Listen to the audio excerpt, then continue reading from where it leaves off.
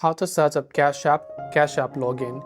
If you want to set up Cash App or log into your Cash App account, all you have to do is first of all launch the Cash App on your device, on your Android or iPhone. If you have one of your login information saved, you could go ahead and then log into that respective account. Otherwise, you can tap on the sign into another account option that you can see over here.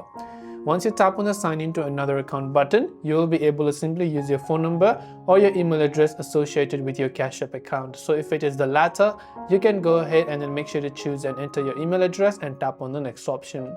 Now when you've done that, on the next page it will ask you to verify the code that will either be sent to your mobile number or the email address associated with your Cash App account. Once you verify the 2FA code, you'll be able to successfully log in to your Cash App account. And if you are trying to set up a new account, you can simply use your mobile number to sign up as well in this case. That is all for this video. If you have any questions, feel free to leave them down. Thanks for watching and see you soon in the next video.